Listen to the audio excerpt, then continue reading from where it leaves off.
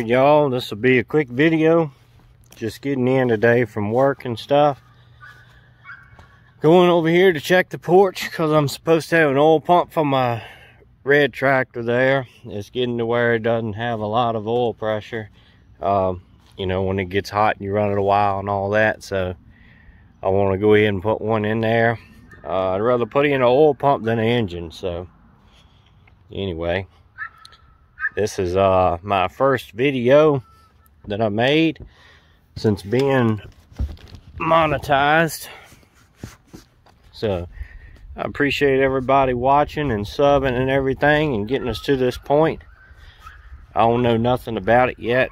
I have no idea what to expect. I don't expect a whole lot. Not quitting my job anytime soon, you know, unless a million of y'all want to subscribe and watch and stuff. But you know, any little bit that I make off of YouTube will help. Going towards the farming adventure, you know, the cost of feed and just everything else like that. So I do appreciate it. Hopefully y'all get something out of it, maybe learn something or whatever along the way. This will just be a short video because I'm gonna get on that project there before it gets dark, which will probably still get dark, but that's why I got one of these. And as you see, I got grease here, and yeah, so I've been fixing stuff mainly all day. Usually my main job is running the tree cutter and all, but today has been a mechanic day. So my dad drives a truck. We moved into a new deck and set the loader up this morning and all that, and he left to go get the trailer with the sawbuck and all that stuff on it. And he called us a little while after that and said he had a problem. The trailer didn't hook and come off the leg and all that, so we had to go in and help him deal with that. So I did that, and then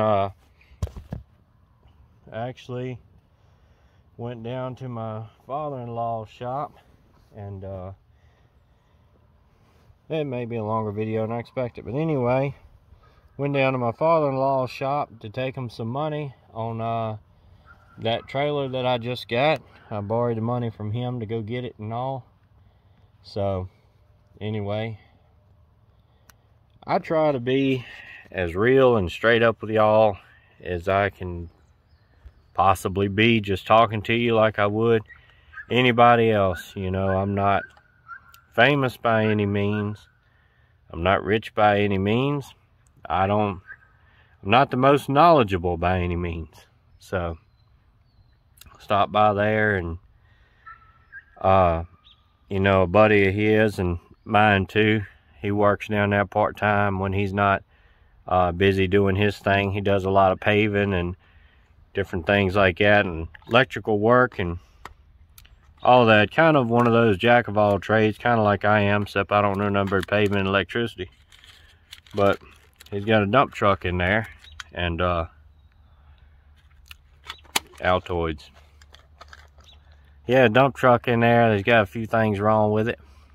They had an air leak they were looking for, and it ended up, it wasn't a broke hose. The hose is supposed to be there because it's an overflow dump, is the best way I can explain it to you. You know, so it doesn't build up too much pressure in one place. Anyway, he talked to the place he was going to take it to get it worked on, and they told him that it's a little, what do they call it thing? It's like a little, kind of like a solenoid, except it's air and not electronic, but it's a spool in there and all that, kind of like a hydraulic thing and all. But anyway, they said it was probably bypassing the air in there, that you could take it out and clean it and grease it up and put it back. And a lot of times it would work, and he didn't know anything about that type of stuff. And like I said, my father-in-law owns a shop, and brother-in-law and all them work up there. So they're real mechanic knowledgeable, especially when it comes to cars and stuff like that. So, you know, my brother-in-law, he probably could have fixed it, but you know, a lot of times when it comes to air and hydraulic and stuff, he's not that familiar with it, so he really don't want to, you know, a lot of times doing hydraulic and stuff, you can take something apart and a bunch of springs and valves will pop out and go everywhere, and you ain't got no idea what went where or anything like that. So a lot of times on stuff like that, if you don't know exactly what you're doing, you tend to be a little gun shy. So anyway, I crawled on down and looked at it and everything, and I told him that that line there, I think it was a dump line. It wasn't, you know, a broke hose or anything, because it was just spare by itself, and it won't any hose dangling down that should have went to it or anything like that. So anyway, then he told me about that valve thing. So I went under there and looked at it, and, you know, I told him, you know, take it off and clean it and try it. And he said, you take it off. I don't know nothing about nothing like that. So I said, that's fine. So I went under there and took it off and everything, and, you know, worked it in there with my hand, and it wasn't seized up or anything like that. They said sometimes it'll get, you know, moisture in there and get stuck half open or whatever. So everything was fine with that. And I found the problem, but I almost missed it. And it's a rubber seal in there, kind of like an O-ring, but it's got grooves on it. It's got a front groove and a back groove. It means it seals on both ends, the, you know, sending air and returning air. So I was cleaning it off. It had a little black stuff on it, you know, sprayed it off some brake clean, cleaned it with a rag, and I was going around it, and some fibers of that rag hung on that rubber seal. And I got to looking at it, and you could see where it was tore a little bit there. So I took a pick and popped it off and everything. I told him, I said, I think this is your problem. When it comes to air and hydraulic things and seals, it doesn't have to have but just a small tear on one corner, and it'll make it not seal. So anyway, I told him that, and I hadn't looked at it all that close, but he said that the place up there told him that, you know, you could take that seal in there and turn it inside out, because it's got the grooves on the inside too. And I looked at it, and sure enough it did. So that's what I did. I put it back like that, cleaned it up, put white lithium grease on it, and we tried it, and it worked just like brand new. So he was tickled to death with that, and I was happy to be able to fix it for him. So I say all that to get to this, that, you know, maybe if there's a point to, you know, this video or anything you can take away from it. Again, I'm not the most knowledgeable. I'm not Mr. Fix-All or anything like that. But God has really blessed me in the way that I grew up, growing up around equipment and working on stuff and being around older folks that worked on all this stuff. And I've really picked up a whole lot of knowledge on fixing equipment and different things like that. You know, like I said, I'm not that, you know, I'm not an electrician. I'm not a,